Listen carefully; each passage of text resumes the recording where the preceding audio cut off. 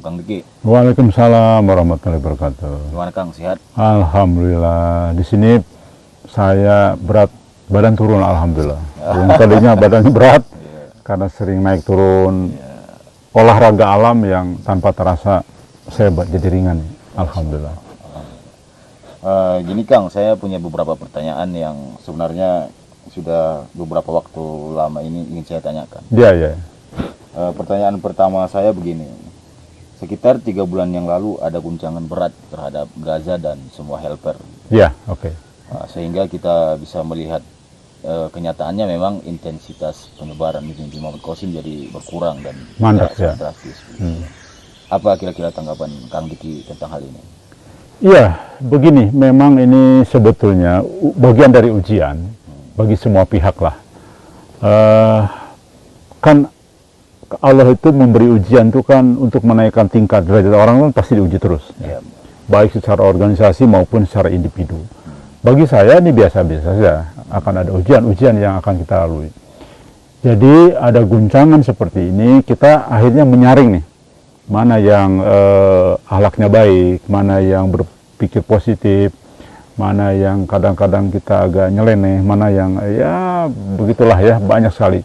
Dari sinilah kita tahu kan, ketika kita damai saja, ketika kita bersama-sama mungkin tidak ada masalah kan, kita tidak tahu aslinya kan. Nah sekarang ini semua terbuka aslinya, kita tahu, dan insya Allah ini bagian dari pembelajaran dari Allah Subhanahu Wa Taala. Bagi saya itu aja, bahwa semua pasti mengalami ujian, dan inilah satu proses ujian menuju kepada tingkat yang lebih tinggi lagi. Saya kira itu mungkin jawaban saya. Pertanyaan berikutnya adalah Kang Diki kan sudah ada beberapa waktu lamanya di Pakistan. Ya. Saya melihat sebenarnya Kang Diki belum terbuka sepenuhnya tentang peristiwa-peristiwa dan hal-hal apa saja yang terjadi di sana gitu. Bisa tidak tolong Kang Diki jelaskan secara terbuka saja kepada publik apa saja sih sebenarnya yang terjadi di sana gitu. Iya. Sebetulnya setelah saya merenungkan secara mendalam, sebetulnya kami ke sana itu justru untuk merealisasikan mimpi-mimpinya, membuktikan kebenaran mimpi-mimpinya, dan sekaligus memang menguji kebenaran sosok Muhammad Qasim ini. Minimal, alhamdulillah ternyata sosok Qasim ada. Ya, minimal dia bertanggung jawab, mau menemui. Dia kan yang menyebarkan mimpi. Ketika kita minta pertanggungjawaban, kebenarannya dia mau. Itu sudah alhamdulillah kan. Jadi bukan fiktif. Kemudian yang berikutnya kita sudah uji juga bagaimana sih mimpinya, ketemu Allah seperti apa dan sebagainya. Alhamdulillah sesuai lah, tidak keluar dari koridor yang seharusnya memang dalam kaidah agama. Yang kedua, tanpa kami sadari, justru kami akhirnya tanpa kita sadari sebelumnya ingin membuktikan kebenaran mimpinya. Contoh nih begini. Muhammad Qasim itu dikatakan dalam mimpinya sendiri loh. Dia itu, kamu itu masih pegang emas jadi debu.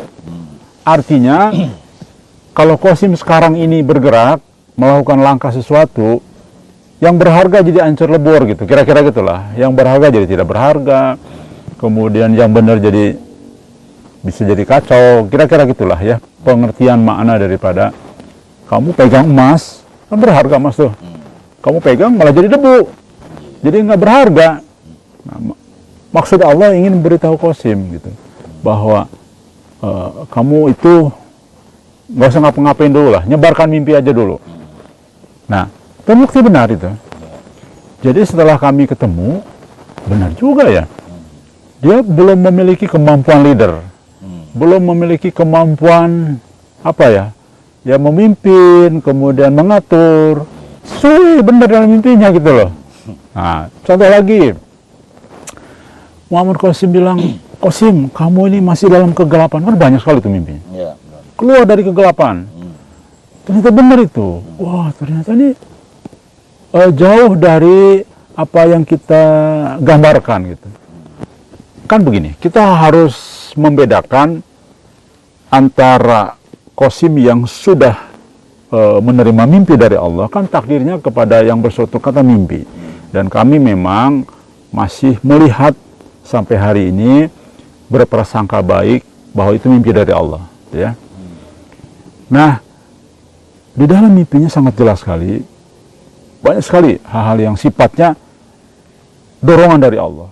Bahkan Allah marah kan, ketika dia tidak mau keluar dari rumah kegelapan kan, akhirnya ada halilintar tuh, Ya, benar. sampai mati itu binatang itu, saking Allah keluar dari kegelapan ini.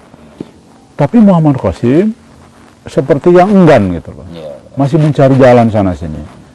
Bahkan dia ingin coba dalam mimpi sopir bus itu kan dia ingin memimpin, seolah-olah kan begitu kan. ya, benar. Tapi kan masih tabrak sini, tabrak situ, penjara sana sini, sampai dia menyesal kan. Ya, Kan itu menggambarkan ya, kondisi dia saat ini.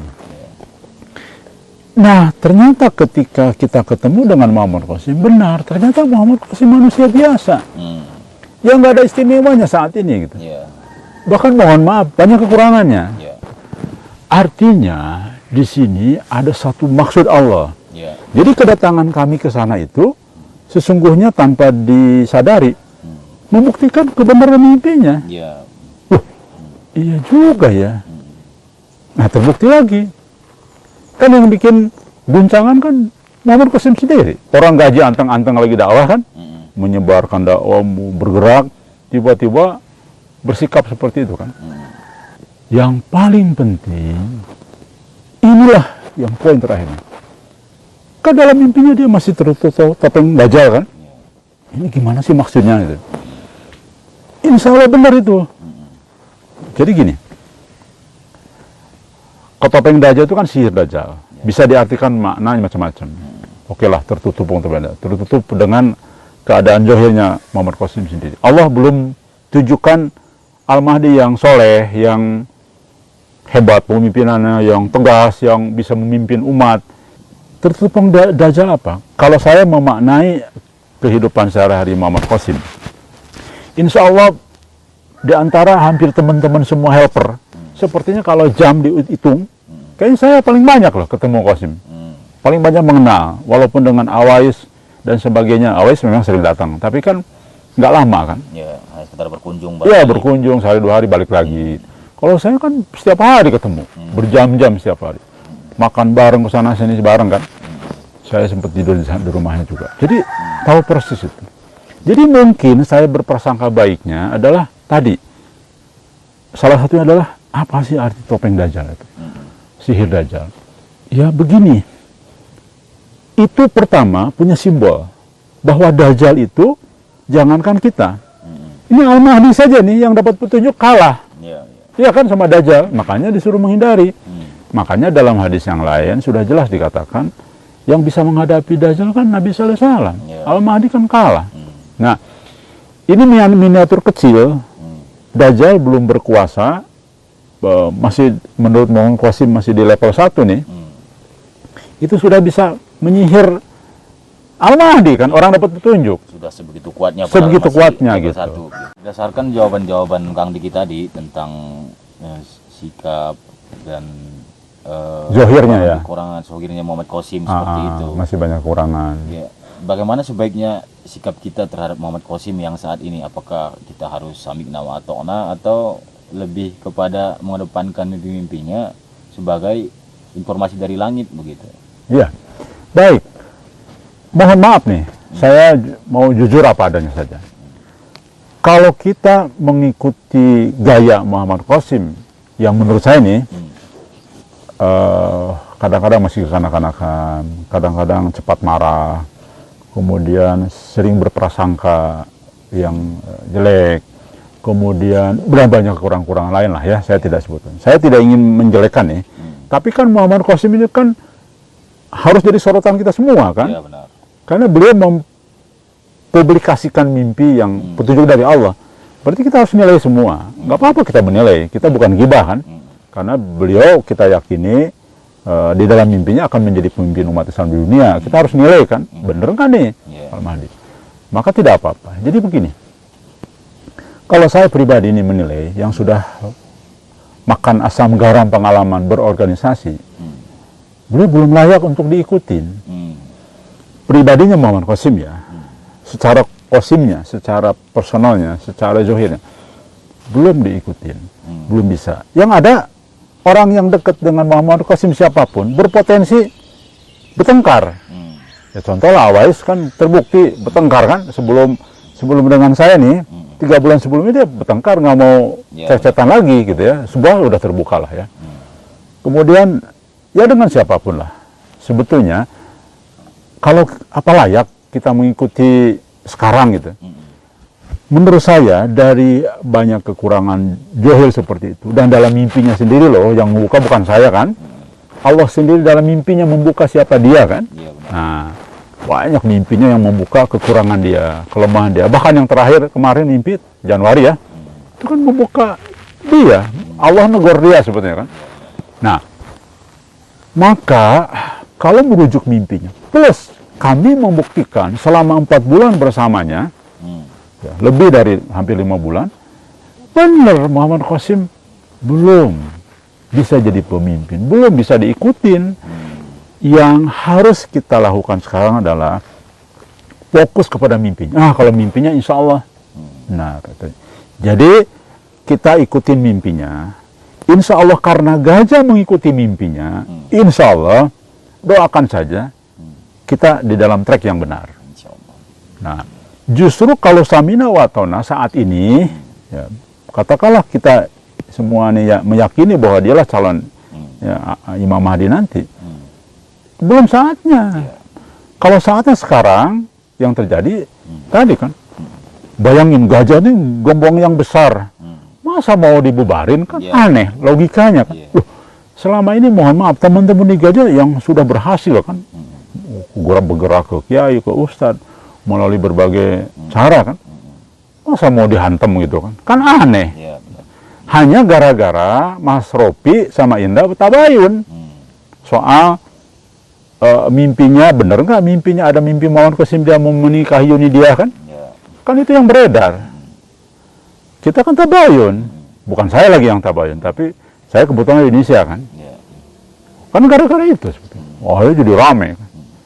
Bagaimana bisa jadi leader gitu loh, bagaimana kita bisa ikutin dia, jadi belum saatnya.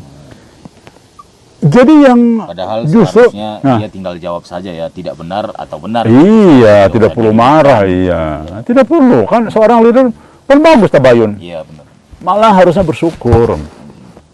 Oh gitu ya, ada benar. Oh, itu nggak benar itu, sampaikan ke teman-teman nggak benar. Nah kan selesai. Ya, begitu. Ini kan jadi rame lah. Kan bagaimana jadi pemimpin gitu loh. Nah jadi sebetulnya mohon maaf, orang yang sekarang Samina Watona itu tidak ngerti mimpinya. Kan jelas Muhammad Qasim itu kalau bergerak pegang tangannya, tadinya berharga emas jadi debu. Berarti artinya saat ini Muhammad Qasim belum jadi Imam Mahdi, belum jadi imam. Kan belum dibayar juga. Sekarang baju di Al-Mahdi, beda. Al-Mahdi itu orang dapat petunjuk.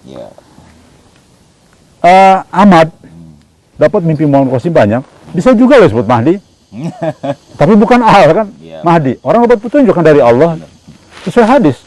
Karena hadis mengatakan orang yang dapat mimpi mubasyir di akhir zaman itu kan jamak, banyak orang. Jadi bisa jadi kalau Ahmad banyak mimpi dari Allah, boleh Mahdi. Kan zaman dulu sahabat juga sebut Mahdi. Tapi belum tentu Imam Mahdi. Belum tentu Imam Mahdi. Gitu loh. Nah, tapi kenapa kita bilang calon Imam Mahdi? Karena mimpinya adalah takdir dia untuk jadi Imam Mahdi, memimpin umat. Kemudian Allah mengatakan kemunculanmu adalah satu dari tanda 4 kiamat, besar dan sebagainya, banyak sekali. Ciri-ciri fisiknya. Nah, jadi inilah yang disebut Imam Mahdi. Ahmad bisa jadi Mahdi juga. Oke, saya pun bisa jadi Mahdi kalau saya dapat petunjuk dari Allah dalam bentuk mimpi. Ya, Ar-Ru'yah As-Shadiqah itu mimpi benar dari Allah, kabar kenabian kan. Ahmad dapat kabar kenabian, iya banyak. Orang yang dapat kabar kenabian banyak. Yang mimpi-mimpi sekarang ada ratusan orang mimpi-mimpi tentang akhir zaman kan. Yang saya juga ketahui. Kita hormati Muhammad Qasim dan kita tangkap mimpinya. Mari kita terjemahkan untuk persiapan umat ke depan. Nanti pun pada saatnya iya kita akan Samina Watona. Tapi saatnya belum saatnya sekarang. Mohon maaf sekali lagi saya mengkritisi teman-teman yang terlalu Samina Watona, karena itulah yang kami lihat waktu di Pakistan, betul sesuai dengan mimpinya, bahwa beliau masih belum saatnya untuk memimpin, belum saatnya untuk menjadi supir bus, belum saatnya tangannya punya nilai. Iya. Ya. Nanti saatnya Allah katakan, saatnya kamu pegang debu jadi emas. Nah, pada saat itulah baru kita samina wa ta'na. Sekarang samina wa ta'na terhadap mimpinya saja. Sebentar Kang Diki, saya tertarik dengan mimpi Muhammad Qasim tentang mubahalah nih. Dikaitkan dengan prinsip-prinsip beberapa teman yang samina wa ta'na ini. Ya, sebenarnya di sini kan juga menurut saya terlihat yang diikuti sosok perintah Allahnya begitu. Iya, betul. Allah menyuruh bahkan Muhammad Qasim Untuk mubahalah. untuk mubahalah bagi yang menuduh dia berdusta begitu ya. Nah, ini malah justru ada yang menantang gitu.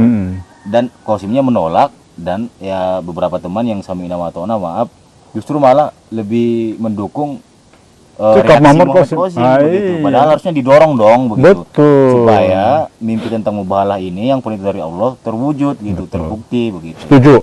Jadi insya Allah gajah ngikutin perintah Allah. Iya.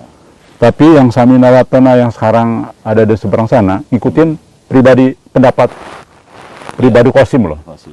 Bukan ngikutin perintah Allah gitu. Bukan. Iya, itu dia. Allah sudah mengatakan sekarang ini Qasim tangannya berantakan kalau pegang emas. Diikutin kan gimana? Iya. Ya. Jadi bukan saya juga ingin mengambil alih kepemimpinan Qasim, bukan. Iya.